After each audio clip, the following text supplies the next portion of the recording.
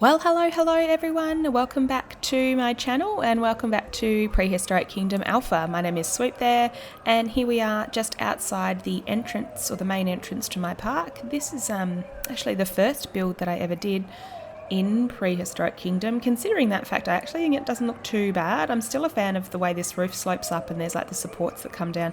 And this is kind of either the VIP or the staff entrance over here. This is the main entrance. I'm looking forward to when we can actually have like open windows and kind of people that are actually standing in there selling tickets and things. But I don't mind it. I don't mind it considering it was the first thing I built, and I did put this little lake over here as well for the entrance. So probably could do a bit with a bit of fixing and maybe something along here, but all in all, still pretty happy with it. So today we are going to just head through the entrance here and talk about what we're going to build. I am going to build a habitat for another small dinosaur, which I had never heard about until I actually Googled it today, because I went and Googled small dinosaurs. I'm actually really enjoying building habitats for small dinosaurs at the moment. And this one's called the Aqualops. I'll pop a little picture in the corner for you. It is very small, probably one of the smallest I've built for, aside from, I want to say, the Microraptors. The Aqualops, it said online, didn't grow to longer than 60 centimetres, and it was about 1.5 kilos. So really small. To put it into perspective, my 10-week-old French Bulldog puppy is 3.1 kilos. So it was a small little dinosaur. And with that in mind, I wanted to build something that was close to the entrance. Like there's a little space over here in the back of the entrance lake, or if we head, just raise up over here, if we head over here, there's also a little space here. So I think this space is probably big enough for a dinosaur that's slightly bigger. Like, it is quite a big space, and it would be behind the Microraptors. So I'm leaning towards this little space over here. So we've got a space in here. We've also got some space over here. Now, the Aqualops was a herbivore, and I quite like the idea of putting in a little habitat where people can kind of look up at the tiny dinosaurs running around. And this is already sort of leveled up, and it has rocks in the background already as it is. It won't need a very high fence. Like if we head over to the Protoceratops Habitat, I did a custom fence for them, which was still really low, and they are much bigger than the Aqualops, from what I can gather. So there's the small custom fence I did. Oh, and there's a nice gap in it there. I'll have to fix that up. There's been weird gaps appearing in my fences. I think there might be a bug. But this was the Protoceratops habitat, and the fences are really small. I think I'll end up doing something similar for the Aqualops. I'd like to do a walkthrough habitat, to be honest, but these dinosaurs are just so small. I think you run the risk of actually getting underfoot.